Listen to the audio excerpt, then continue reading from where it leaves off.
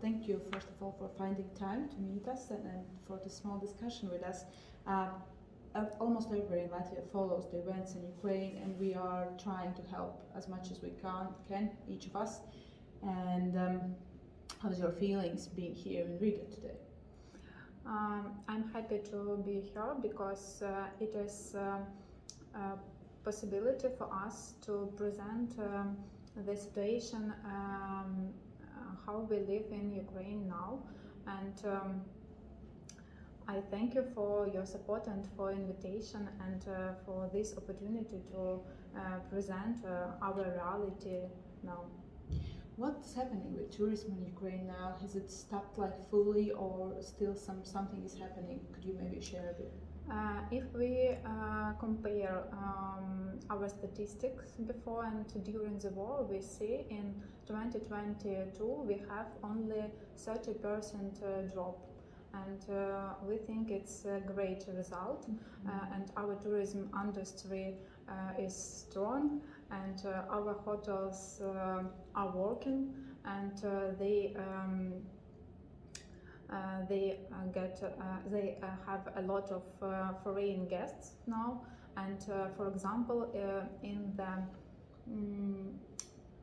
the last year in Lviv, we had almost 600 conferences with foreign guests, and I think it is great results for us. But unfortunately, our south part of Ukraine, part of them are occupied now, and of course the tourism industry here are stopped. Do Ukrainians travel now, and if they do, what are the countries that they are approaching? Firstly, yes, a lot of Ukrainians travel inside Ukraine because our men don't have opportunity to go abroad, and they have rest with their family in Ukraine. And also we have a lot of foreign volunteers and guests from other near country, and from USA a lot of tourists, visitors. Yes. After Ukraine will win, what are the plans regarding the tourism? Do you see how the time period for structuring of tourism, what would be in your opinion? How fast you can do that? Now we are preparing for it.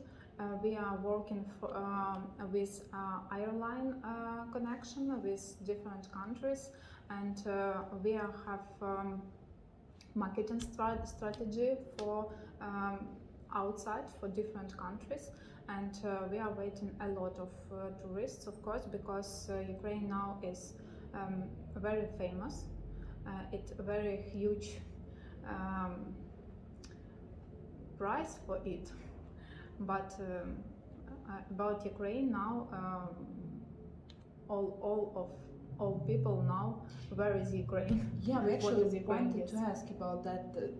Because of the war now, whole world knows where is Ukraine, and do you think it will help for tourism in future? Yes, of course. And now we are working also with memorialization, and we create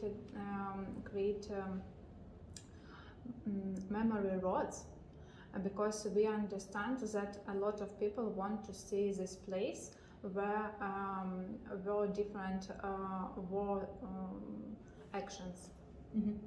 And for example, Bucha, Irpin, Kiev region, they have already prepared these roads, and they are ready to receive foreign tourists and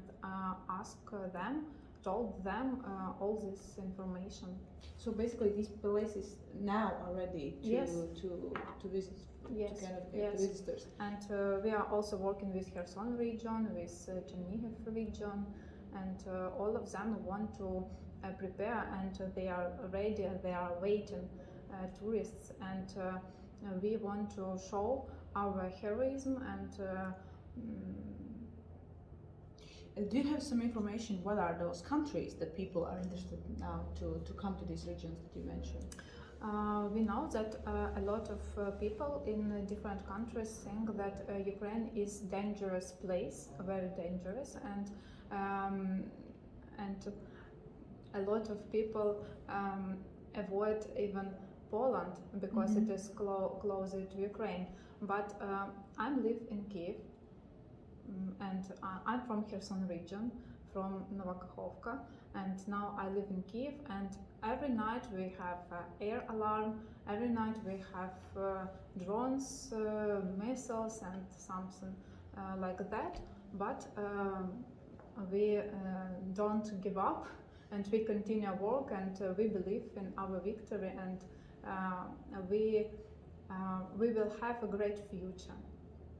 We also believe and we are sure in Ukraine's victory, but we also would like to ask about the period before the war, about traveling and tourism in Ukraine before.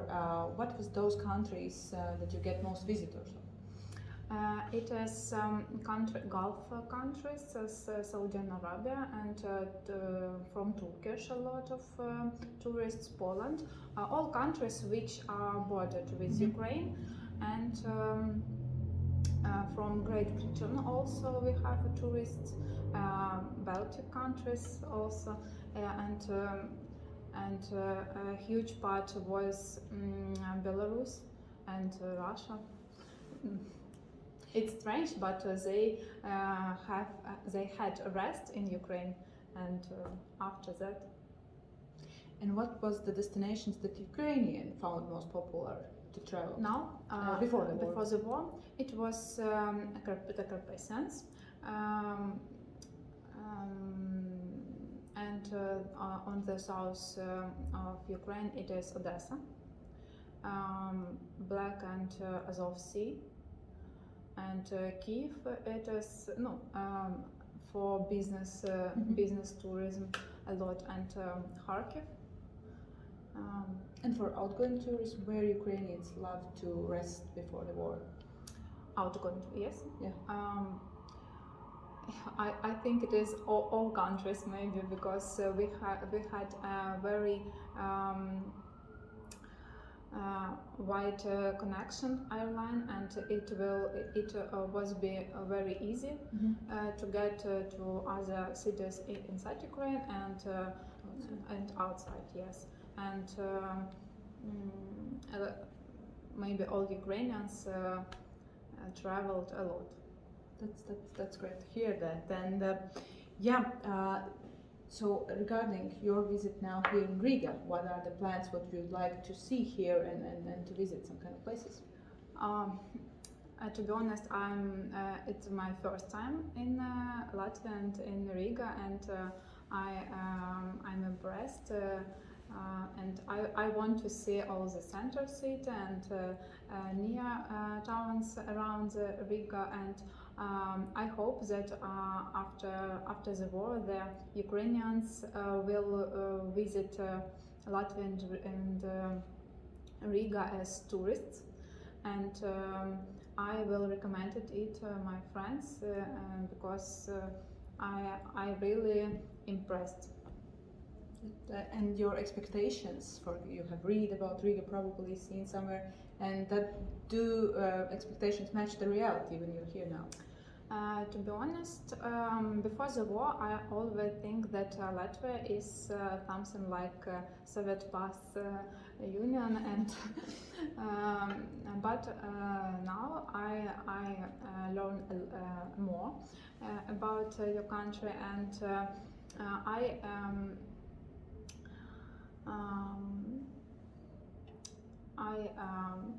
what's the first impression about Latvians as a nation? It is a historical town, because when I arrived, I go to the street on the street, and it's beautiful historical buildings, and I want to go to the coast also, and I think it will be a beautiful view.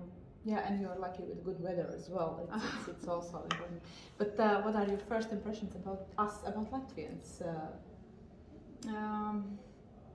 I feel that you're very close and open people, and